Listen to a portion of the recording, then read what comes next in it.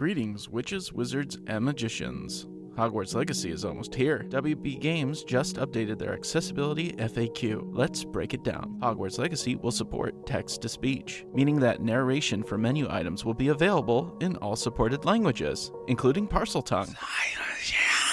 It seems like there will be more than one voice option for reading the menus, and that the volume can be adjusted. That's great, as long as Hagrid isn't a voice option. Hogwarts Legacy will support colorblind modes. I wish there was a Mad-Eye Moody mode. In addition to altering brightness, you can also change motion blur, chromatic aberration, depth of field, and film grain. But the real question is, can you do it while suffering from Petrificus Totalis? Most in-game text will allow for scaling, making it easier to read. I think I'll be using faux glass, which makes it easier to see my enemies. Also, for those that find it easier to read high contrast text, there is an option to turn on a color background behind the text. Unfortunately, it still won't help you decipher ancient runes. High contrast gameplay is something I find interesting. Check this out. It turns the game to grayscale, meaning everything is shades of gray. Only key elements like enemies, allies, and important objects are rendered in color. I really like the option to adjust camera shake. Instead of just on and off, they let you adjust the intensity by percentage. I'll be able to adjust my Lumos spell by percentage once I have enough practice. Players can use PlayStation Zoom and Xbox Magnifier whenever needed. Players can adjust music, speech, and sound effect volumes independently. I'm sure some viewers wish they could turn down my speech volume. Hey, wait, now you can't hear me though.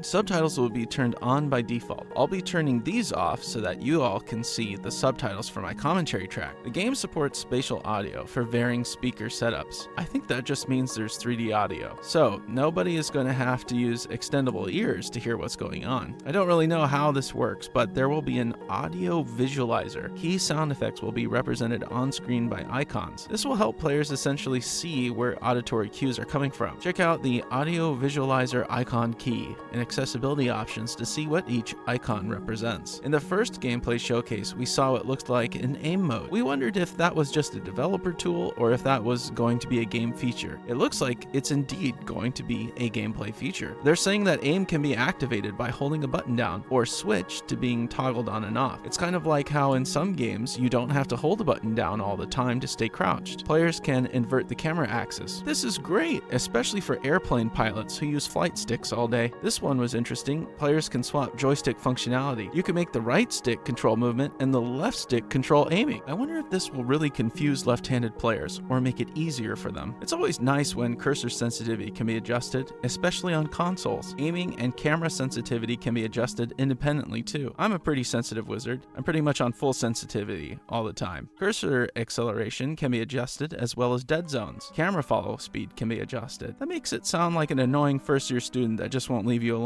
Here's one that's really cool for owners of the PS5. This is an exclusive function. Owners of the PS5 DualSense controller will be able to control flight while on a broom or mount just by moving the controller around due to its gyro functionality. I think my arms might get tired doing that, but it's way more immersive than just moving a stick up and down. I might just have to try this feature out. Please don't throw your controller to take off. There will be 4 difficulty options available to the player. Sometimes my life feels like it's at max difficulty setting. How about you? Here's an interesting bit of info though. Difficulty doesn't just increase the strength of enemies, it affects puzzle difficulty as well. Players will have to make precise movements to learn spells, and puzzles will be time sensitive. Time bombs are also time sensitive. Story mode disables time sensitive features. Also, difficulty settings can be changed at any time during gameplay, so that means there probably aren't special awards for playing on hard mode, but maybe that's something they could add in the future. What difficulty will you be playing the game on? While playing the game, text tutorials will pop up on screen to learn gameplay mechanics. I think we saw an example of this in the first gameplay showcase. Players will have to dismiss tutorials. I dismissed my butler last week. I didn't like the way he ironed my bow ties. It's not clear whether we can turn tutorials on and off. Here it says that the minimap is always displayed, and that a dotted trail will lead players to the next objective while on foot. I'm not sure if that means you cannot disable the minimap or not. It seems like a statement rather than an option. All settings are accompanied by tooltips to inform the player of what is affected. So what they're saying is, don't worry, you won't accidentally cast Septum Sempra for enemies. enemies. Hogwarts Legacy includes an autosave feature. Players can create save files as well. So if you want to save the game before you do something stupid, you can. It's like having your own time turner. Here's some bonus info. On the PS5 and the Xbox Series X and Series S, Hogwarts Legacy will support a fidelity mode. That means higher graphics settings at 30 frames per second. It will also support a performance mode, which targets 60 frames per second. You hear that I said the word targets. That means it's not a locked 60 frames per second. So I'm not sure how crisp the experience will be. Anyway, that was a fun bit of news. For more Hogwarts Legacy content, check out one of these videos. Thank you for watching. Wizard out.